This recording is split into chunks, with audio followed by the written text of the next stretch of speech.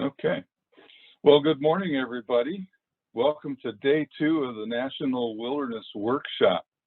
This is intended to be a pretty free-flowing coffee hour, a chance for participants to interact with each other face-to-face and through the chat.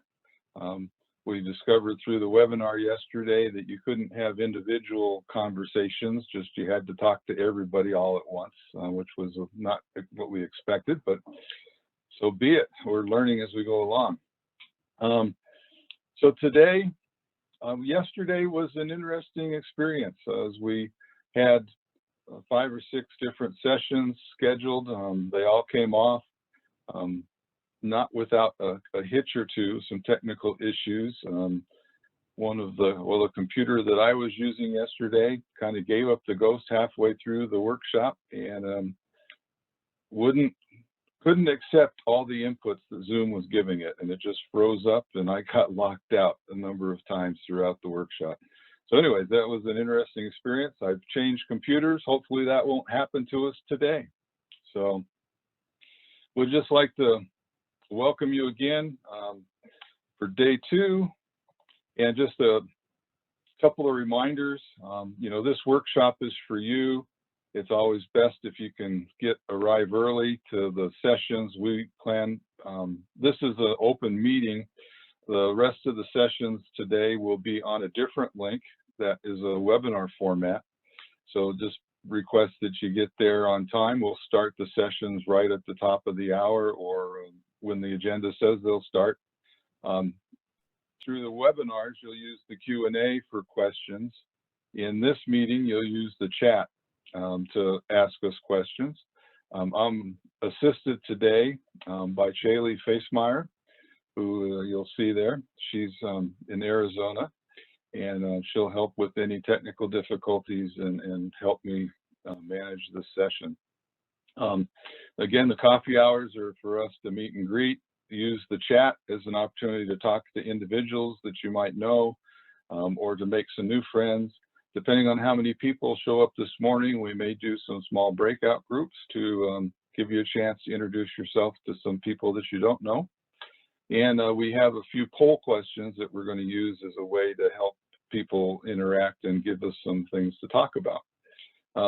We do ask that you stay muted unless you're called upon, or you can in this meeting, you can raise your hand and we'll call upon you. Then you can unmute if you have something that you'd like to share with the audience, and we'll have opportunities for that as we go along. And again, these sessions really are intended for you. The best way is to stay engaged. So I know it's tempting to be working on other stuff while sessions are going on and have it going on in the background, but try to stay involved and engaged as much as you can. And if for some reason you aren't able to be totally engaged, we do plan on having these sessions recorded. So if you happen to miss one, you'll be able to catch up to it later. We had good success with that yesterday. The sessions did end up getting recorded, except for the opening comments and the agency updates. Some sort of mysterious glitch, and those just disappeared into the ether, but we have everything else recorded in a good way, and those will all be available on our website later on in the week. So just a reminder, today's agenda, our coffee hour is now for the next 45, 50 minutes or so. Then we'll close this out and move over to our webinar format for the rest of the day, where we have a panel set up by Will Rice, who will be looking at defining those future directions for wilderness research. And then we have 2 of the researchers at the Aldo Leopold Wilderness Institute, Wilderness Research Institute, that will talk about assessing the future wilderness research needs, a case study of work that they've been doing in participatory involvement in coming up with those future wilderness research needs. At 2 o'clock Eastern Time, we have 3 stewardship case studies from the Wyoming Wilderness Association, from the Friends of Scotchman Peak, and the Oregon Natural Desert Association. I see Renee in the audience. Looking forward to her presentation there at 2 o'clock. And then at 4 o'clock, we have a great panel That's going to talk about magnifying your advocacy impact. We've Diana Christopoulos and Rupert Cutler, along with Glenn Larson, I believe, and Peter Larkin, are going to talk about ways that stewardship groups can improve and magnify, expand their advocacy efforts in their organizations. And they're going to have a really good, lots of depth of experience. Gwen works for Senator Kaine. We were so thankful that he could join us, at least by video, yesterday. And Peter Larkin used to work for a representative on Capitol Hill. And of course, Rupert Cutler was an Assistant Secretary of Agriculture back in the day. And so we're really excited for this day, and should be a pretty fun experience for everybody. So I want to just, we'll start the day here with a poll, seeing as how we got enough people in here. So the first question I have for you guys is, where are you all from? So if you guys would take a minute to go ahead and answer this poll, we'll see how widely distributed our participants are. And of course, this is only a small subset, since there's about 30 or so folks here this morning, but it will give you a sense of the reach of the workshop. And just put yourself in the category you think best represents your area.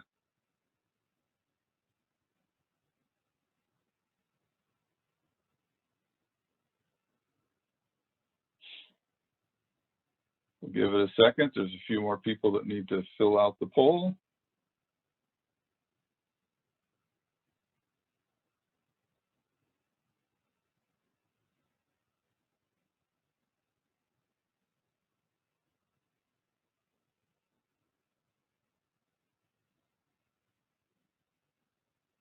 All right, so we'll share out these results. So we have folks basically from all over the country, at least where there tends to be mountains, the Northeast, the Mid-Appalachian country, the South, well represented, the Midwest, the Northern Rocky Mountains, Southern Rocky Mountains, and can't see it there, but the Pacific Southwest and Pacific Northwest. So pretty good distribution, almost an even distribution. That's pretty good. And this is only, there's about 30 people represented, so about a tenth of the population. There's 350 people that are signed up for the workshop. So this is about a 10% sample, but it looks like it's a pretty representative sample. So that's good. I appreciate you doing that. I have another question for you. This one ties back into yesterday's conversation that we had at the end of the day about working with Congress. So wondering, how many of you have worked with members of Congress, and how frequently do you work with them? And let's see what people have to say.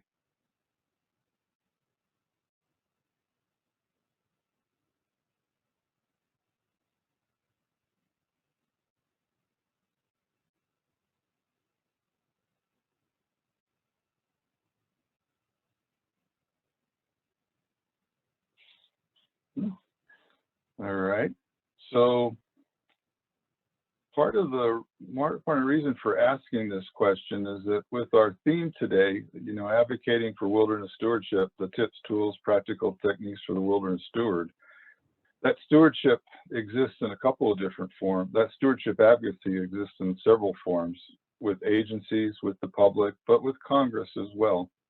Since for public lands, they hold the purse strings and the authority and obligations of how those lands will be managed. So as wilderness stewards, it's important that we at least understand how to talk to members of Congress, how to get our information about the work our stewardship groups are doing into the right hands. And so this is interesting that for the most part, many of you haven't worked with members of Congress at all. And that could be you with an agency, or just haven't haven't had the need to do that yet. Quite a few have done it once or twice. Not very many people do it on a regular basis, though. And that's something that as a stewardship organization, you might want to reconsider ways to, okay, ending the poll, sharing the results. Thank you, Eric, for the prompt. So yeah, not very many people are interacting with members of Congress, but in order to have effective stewardship advocacy, that's an area that you may want to start to think about increasing the level of contact with the congressional office. And it doesn't necessarily have to be the member themselves. It could be as simple as visiting your local representative office, your local senator's office, explaining or describing a project to them that you're working on, inviting them to come out and work on one of your projects. These are things that are easy to do. They usually are very interested in participating, and they certainly will welcome you in. That's a way to build a relationship for when you do have an ask, when you do have something that you want a congressman to act on. They are more than likely to have that good experience with you and to listen to what you have to say. So let's just open that up. We've got one person with a raised hand. Let's go ahead and see if there's any folks that would like to respond and talk about this. So Vicki, go ahead and unmute yourself and share your thoughts. Yeah, thanks for bringing up the Congress idea, Randy. You know, this doesn't apply to agency folks, but in the NGO community, stewardship advocates, we've been pretty good over the years of trying to get our members of Congress, say, to put in bills for new wilderness, things like that. But what we've not been good at, and what we need to be better at, all of us who are in nonprofit organizations that deal in some way with wilderness, we need to make sure they know that our land managing agencies need more funds, better funds to manage our various properties. So we just need to do a better job every time we communicate with members of Congress in one way or the other, or their staffs. Generally, our communications are with staffs. We really need to focus on the get them more money aspect. Mm-hmm. All right, thank you, Vicki. That definitely, I think, is a message that all stewardship groups can carry forward in their discussions with their local representatives. Anybody else like to share a thought about working with a member of Congress? And Gwen, thank you, Gwen Mason, thank you for joining us. I don't know if you might have any thoughts about interaction with members of Congress. You're in one of the local offices.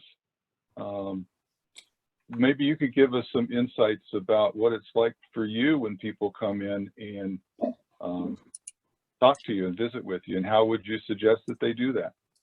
You're just going to have to tune in at 4 o'clock Eastern Standard Time this afternoon. I'll give a foreshadowing of our panel.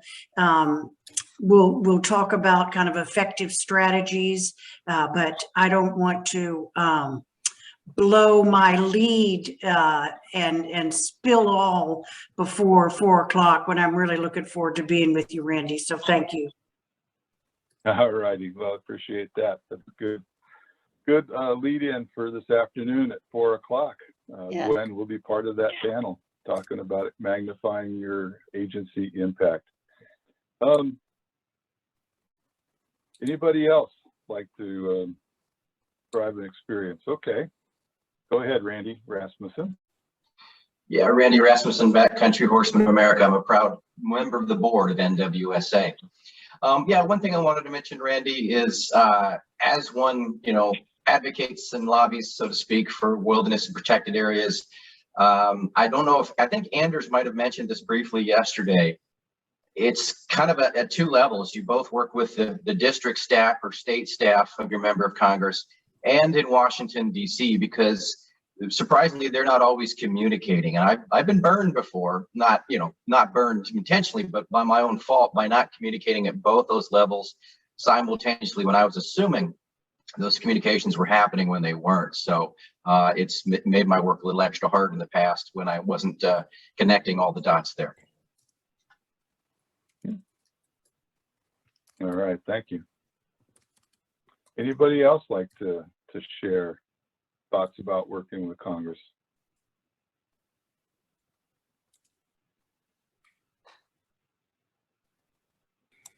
Randy, this is Rupert Cutler. Hi, Rupert. Hi. Gwen and Pete, and I will be on this afternoon to talk about these issues. And I worked with Congress for 30 years on this, and I'll tell you all about it about 3:30 this afternoon, or 4:30. All right, wonderful. Yeah, Gwen kind of did the same thing. Give us the teaser, make us come back. Thank you so much. All right, anybody else like to share a thought about working with Congress?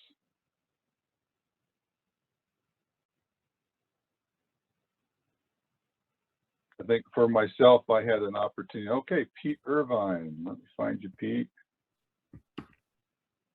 Go ahead, Pete. Hey, Randy. Good morning, everybody.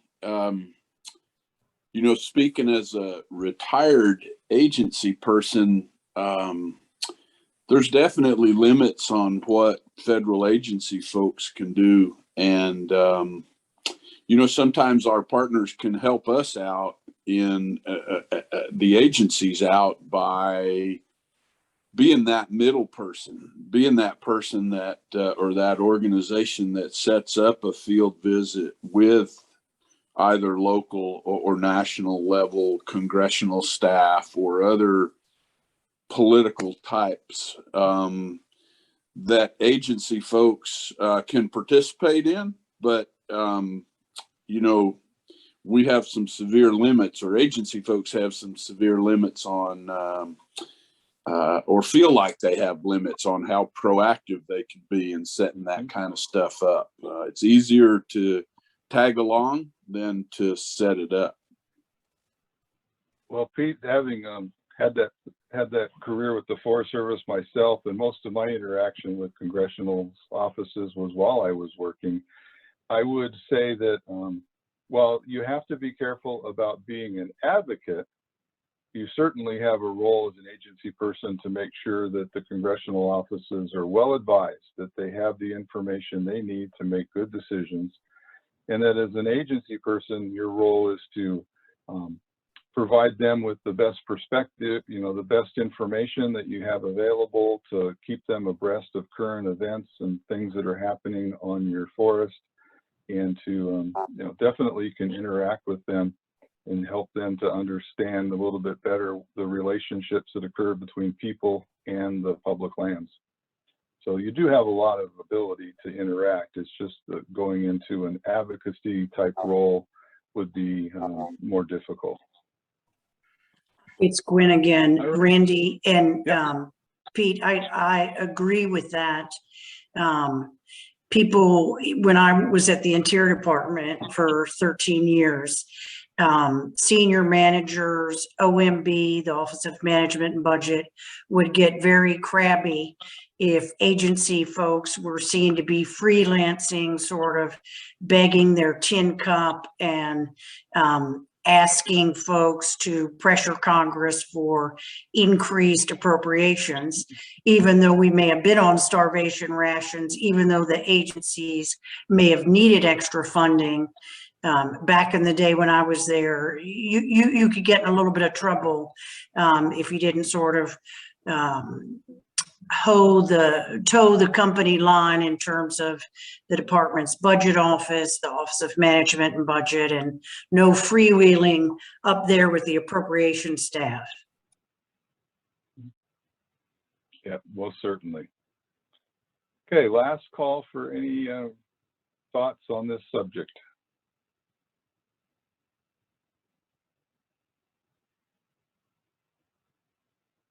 Let's see.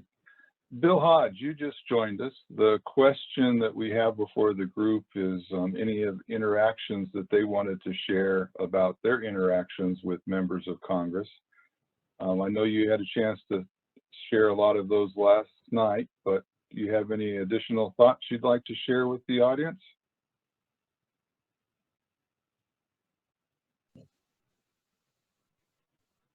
Who was that directed to, Randy?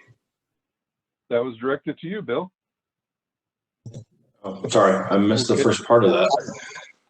That's okay. I know I'm catching you cold. I just noticed you come in. Where the question we had was what people's level of interaction with the congressional membership was, and the most people hadn't ever interacted with members of Congress. Only a few had done it at least once, and very few had done it very frequently. So just while you were here, thought I'd just see if you had any additional thoughts from your session last night that you'd like to share with folks that maybe didn't get said, or to repeat. Yeah, I mean, I would say to the question about how much to interact is you should be interacting with them all the time, so that you're not only interacting with them when you've got a request, right? You shouldn't only show up when there's something you need them to resolve or whatever. You should, keep them informed. I mean, honestly, that's being a good constituent, and you're obviously an engaged constituent because you're involved in public lands at whatever level you might be, whether you're a federal employee or you're a partner employee. I mean, I know it's very different for federal employees, and whether you guys are even allowed, let alone encouraged, to engage on a regular basis with your elected officials outside of a chain of command sort of way. But I think staying in regular contact is a good thing. I'm looking at myself when I say that. I reached out to Senator Tester's office this week, and Henry Ring, who's his public lands. You should definitely know your office well enough to know who actually handles what. You should know the local staff. Of course, Senator Tester has offices spread out through Montana, so it's not just being engaged with the Washington office, but being engaged with the field staff. I know Gwen Mason is a part of this week, and she's on Senator Kane's staff there in Virginia. But I reached out to Henry this week. It's been too long since I reached out to Henry, but we got a huge issue we need to solve in the potential Build Back Better bill, otherwise known as the reconciliation bill, which is the one that's still being debated. There is $100 million in that bill, additional dollars for trails, but the way the bill is written, none of that money can be spent in wilderness or wilderness study areas. That's a problem for us, right? And so having an ongoing relationship with your congressional representatives, both on the Senate and the House side, is important to be able to bring something like that up. Go in educated, as educated as you can be. In this case, I understand that they're probably not going to be able to fix it before reconciliation passes, but that there is a commitment to hopefully do it a very quick fix, that people are aware that they've sort of screwed the language up on this. This is literally one of those things where the way words are ordered matters. They were trying to make sure that the bill didn't inadvertently authorize fuel treatments, forest thinning in wilderness and wilderness study areas, and in doing that, they sort of didn't authorize any spending in wilderness study areas. So we need to get that fixed. But I would just say, don't be a stranger. Go play ping pong with Gwen. I see Gwen there. You got to go play ping pong with Gwen. It's been a long time since Gwen and I got to play ping pong in Roanoke, but have an ongoing relationship. And Gwen, and to be fair, Gwen kicks my ass every time we play ping pong. So, but that's okay.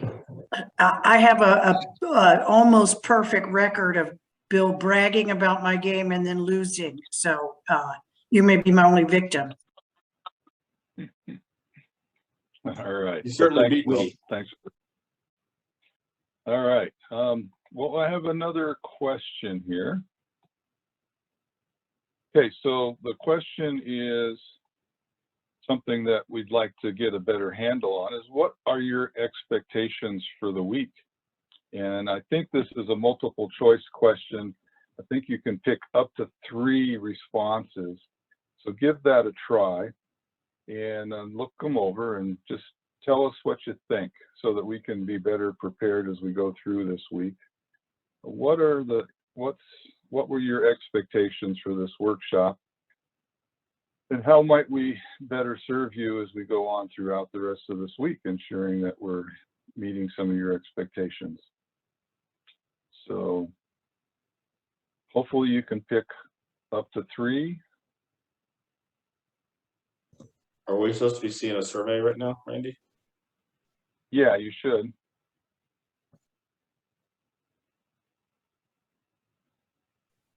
You might have to launch it, Randy.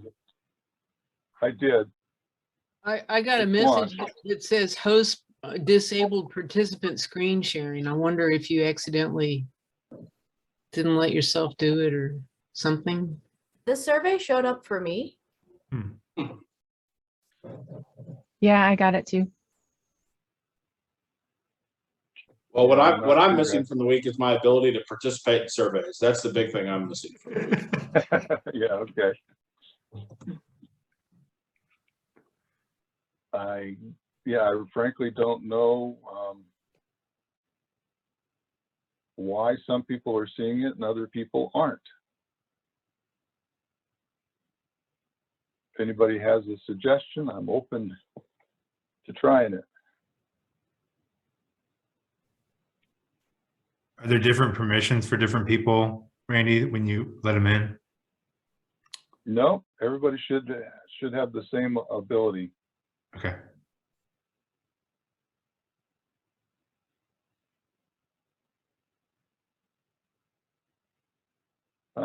I'm just going to end it and try relaunching it and see if that will work.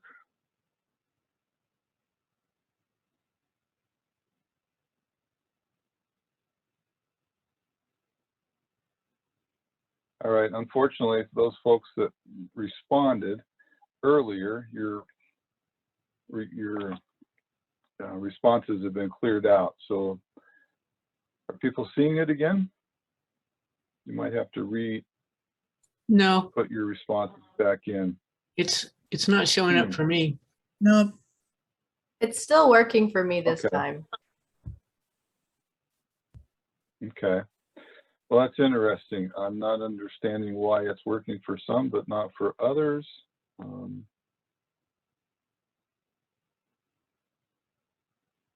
Well, if you have the poll, please go ahead and respond, and we'll have an opportunity for everybody to respond in person if they'd like to. Some of the responses that are available are to learn about stewardship advocacy, to learn about wilderness stewardship in mid-Appalachia, to learn the latest in wilderness research, to learn the latest in wilderness management, to interact with other wilderness stewards, to learn about what's happening in the agencies, to learn new ways to help my wilderness stewardship organizations, to learn new tools and techniques to become a better wilderness steward. So I'm assuming that everybody that can see it has had a chance to do it. I'm going to share the results. Hopefully,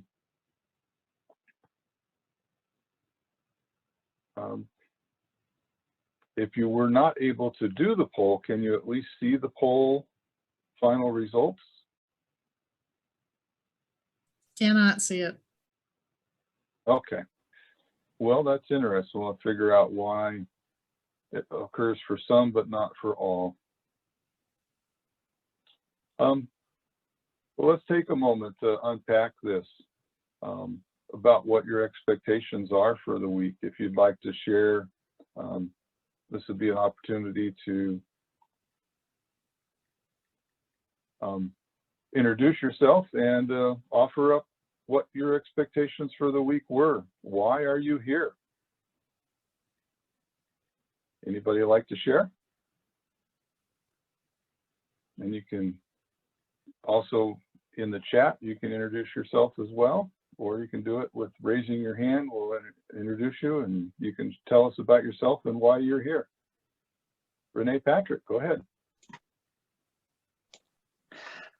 Yeah, I've participated in a few of these workshops, and it's always wonderful for the networking and connecting with other stewardship organizations and agency folks, but also learning new tools.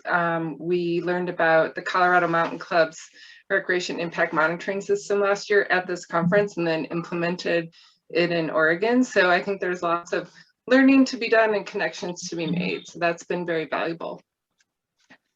All right, thank you. Kelly. Can you hear me okay? I've been told that my audio has kind of blows out speakers sometimes, but thumbs up if the audio is okay. Okay, great, thanks. My name is Kelly Kareem, and I am just began a little over a month ago as a research ecologist at the Aldo Leopold Wilderness Research Institute.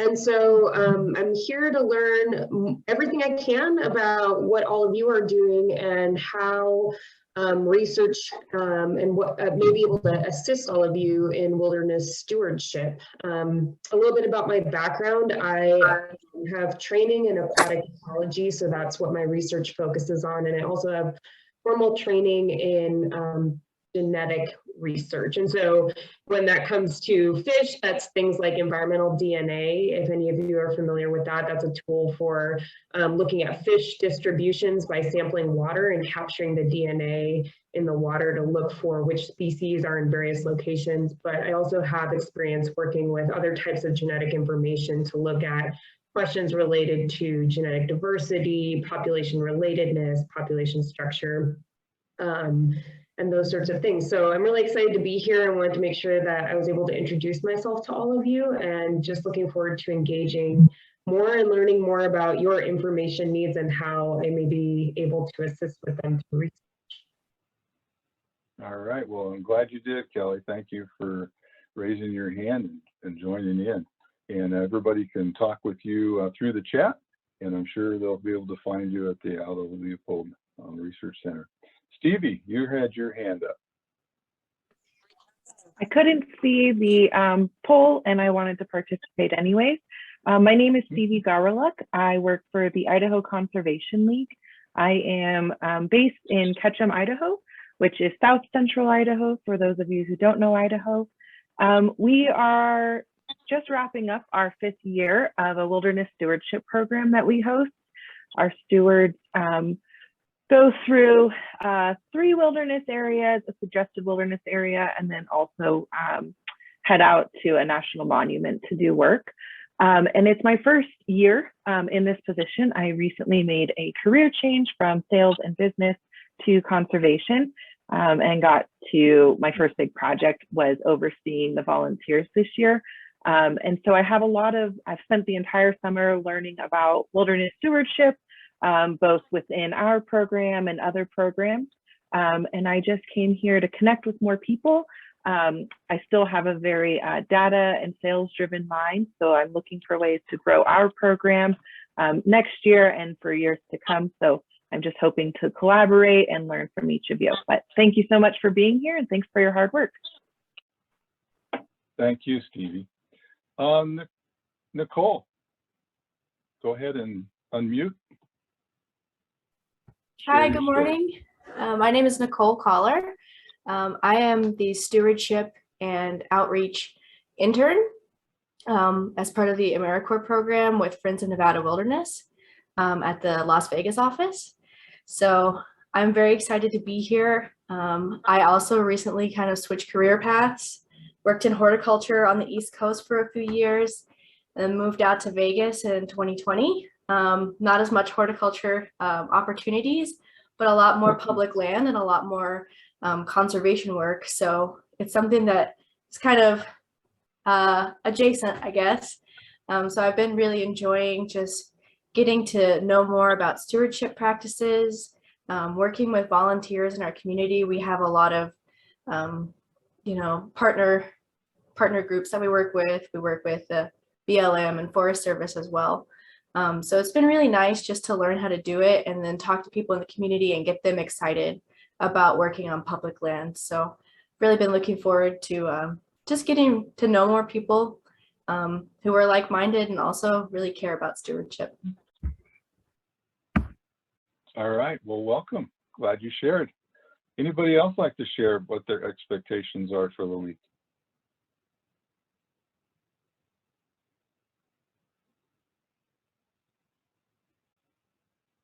Just raise your hand.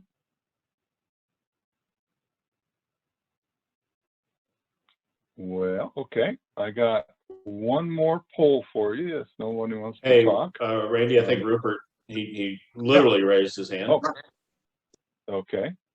All right. So actually, I see Diana with, oh, Rupert raised his literal hand. Okay, we'll get to you in just, Rup, go ahead, talk, and then Diana, you'll be next. Rupert, you still there? Rupert, you got to unmute. Rup, you're on mute.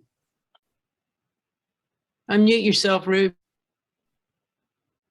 Randy, you can probably do it. I got it. Yeah. Okay. There you go. I'm working in the inner city of Roanoke through our Kiwanis Club to build a nature center in a poor part of the city that along a creek here, and we're trying to create a curriculum for the Black kids in Northwest Roanoke, and we don't, I don't know how to bring wilderness into that setting. I mean, we've got wilderness areas around Roanoke, we've got a national forest around Roanoke, we've got, you know, the Blue Ridge Parkway. Does anybody have any experience in working with kids in cities and how to connect them with wilderness? Rupert, that's funny you should Yeah, mention it. I was a leader in the Sierra Club's Inner City Outings program back in the 1980s, and was started by women from a community in Oakland who were single moms, and their sons were in the Boy Scouts, and the mom that started it was leading high Sierra trips for the Sierra Club, but the Boy Scouts wouldn't let her lead trips for her son because she was a woman. So they started the Sierra Club Inner City Outings program, which we had in Dallas also. And you know what we would do is progressively, we would work with a school, for example. And I'm assuming you kind of have an audience already at West End Community Center or something like that. And you got to have a sponsor, and that was really important. And we would start them off with day trips, you know, take them somewhere just for a day hike, almost anywhere. And we'd progressively make it more interesting and eventually do like a 1 overnight backpack, which would end up being fewer kids. But, you know, we had our regular leaders do that, and we taught the kids stuff about the outdoors and food and so on. And you might have 20 kids the first outing, and then you'll have 15 the next time. There might be 7 that end up backpacking. We took kids out to Big Bend National Park, you know, from Dallas, which is a big trip for them, but we did local stuff first. So just a few thoughts in terms of, you know, gradually taking them up there on it, and the importance, the critical importance of a sponsor, from whether it's a school or a community center or something like that. Because if you're going to take them out, you're going to have permission slips. It's like 10 times as hard as a regular outing with the bureaucracy, transportation, food. The Cambodian kids couldn't go out overnight because their parents were afraid to leave their children alone. This was right after all the bad things happened in Cambodia. Their parents would be in the front yard when we picked them up, and they'd be there when we brought them home. But, you know, you'd have to get all this understanding and work with a sponsor. We've got that organized through a memorandum of understanding with the city and the school system and the Goodwill and the library system. So I think we've got the framework in place. Diana, we'll talk offline, as they say, and I'll use your expertise to get the kids from Northwest Roanoke out into the wilderness areas around our city. Mm-hmm. And if others have ideas for Rupert, go ahead and send them a private chat note or send it to everybody if you'd like to share. Diana, did you have any other thoughts you wanted to share about your expectations for the week? And then we'll get to Michael and Stephen. Back to Vicki. Sure. I'm here in Roanoke, but I'm originally from Wyoming. I've lived out west about half my life. And so one thing was I was looking forward to meeting a lot of people from the West, and I guess I'm getting to virtually do that. And I was also just especially interested to see, you know, the next generation coming in. And I think it's real exciting to see all the young people on the Zooms and hear your excitement and your different experiences. And this is exactly what we need. So that's kind of what I was looking for. Okay, great. Michael Irving, you've had your hand up. Yes. So my name is Michael Irving. I work with the Bureau of Land Management out of Caliente, Nevada. I just took a position there about 3 months ago as an outdoor recreation planner, and I was chatting with my boss and I said, is there something you want me to become an expert in? And she said wilderness, and it just made my heart really happy because I love wilderness. So this is just a real good way for me to kind of dive in, meet people, plus also to expand my knowledge base. And so incidentally, Rupert, I sent you a message as well. So feel free to connect with me if you'd like. Thank you. Well, you have a wonderful national program lead with Peter Keller there in the BLM. He worked with the Forest Service at one time, but now he's the program lead for the BLM. And through his auspices, there are over 50 BLM wilderness and other employees that are participating in this week. So be sure to look them up as you go through the week. Leah, your hand is up. Yeah, hi. I just wanted to introduce myself to everyone. My name's Leah Fitchett. I'm a wilderness specialist working for SAWS. And last year, I was based in the Monongahela National Forest in West Virginia. But this summer, I moved to Roanoke, Virginia. So I wanted to just introduce myself, since there seems like there is a bunch of people here from Roanoke. I grew up in Blacksburg, so not that far away. And this year I'm working on the baseline wilderness character monitoring baseline assessments for 5 wilderness areas in the Eastern Divide Ranger District of the George Washington Jefferson.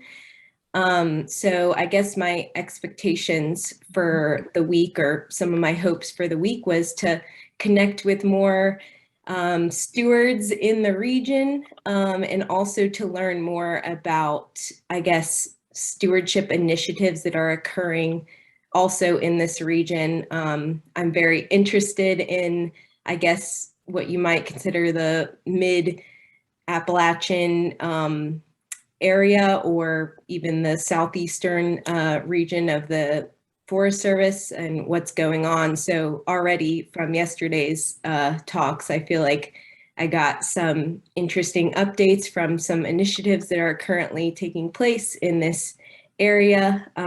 But yeah, my other hope was just to connect with people from this that are working in this region, but also across the US, and just hearing about what everyone else is working on these days has been great so far. So hi everyone, and if you are in the Roanoke area or in this sort of region of the Forest Service, feel free to reach out to me, contact me if there's anything you'd like to connect about, and I will be sure to do the same as I hear from more people.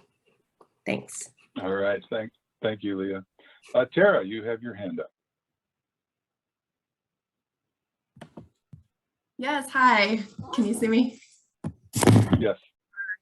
So I'm Tara Kleeman. I'm the new Trails Coordinator with Friends of Nevada Wilderness. And I've spent a lot of time in Nevada Wilderness just doing trail work.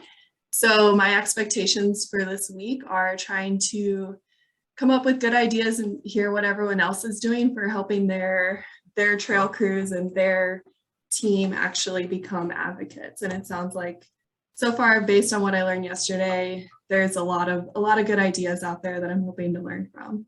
So just want to introduce myself, and if anyone's in the Reno or Vegas area, definitely send me a message and say hi. Thank you. All right, thank you, Tara. Anybody else? Before I put this last poll up, and hopefully we'll see if more people can work this next poll. And we may not get into all of the discussion on this one today, but expect that we will be available to talk about tomorrow as well on our meet and greet in the morning. Just a few items. Hopefully you can see it. the questions that are being asked are what are the biggest challenges for wilderness in the rank order. And if you can't see it, we'll try to figure out why you can't. If you can, go ahead and take a shot at it. It should give you a bunch of different potential impacts, everything from urban encroachment to lack of agency funding, motorized trespass, mechanical trespass, non-motorized, wildfire impacts, climate change, limiting use to prevent impacts, loss of fishery, wildlife habitat, lack of diversity in users and support, and political opposition to wilderness. And the question asks you if you strongly agree, neutral, disagree, or strongly disagree. And would like to, maybe we'll have a little more time tomorrow to dig into what some of your biggest challenges are. So I put this out today to have you think about that over the day and night, and then come back tomorrow morning to our coffee hour to talk about what some of the biggest challenges are in your area, and see if we might be able to connect you with other people that have worked on similar issues and might offer you some opportunities to gain some insight into how other people are handling those issues as well.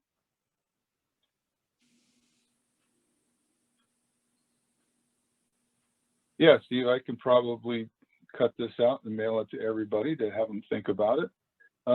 Pete, you're up. If you'd like to make a comment. Randy, this is going to sound strange coming from an old Luddite, but I've discovered that I can't simultaneously chat and take the poll on my device. And that may be not just me, that may affect other folks as well. If I close out of the chat and go up to my more ... button, I can activate the poll. Hey, that's a great suggestion there, Pete. Hopefully people will give that a shot and see if it works for them. You know, I try to say one thing reasonably well per day, and I've reached my limit. All right. How many days does that actually work for you, Pete? Now see, when you've got open enrollment, the riffraff comes in. All right. Morning, Bill. Well, I'll tell you what, I will arrange this out as a SurveyMonkey question, and we'll send it to everybody sometime during the day or probably at the end of the sessions today. And we'll have the results available for tomorrow morning as a lead in, as something that we can talk on.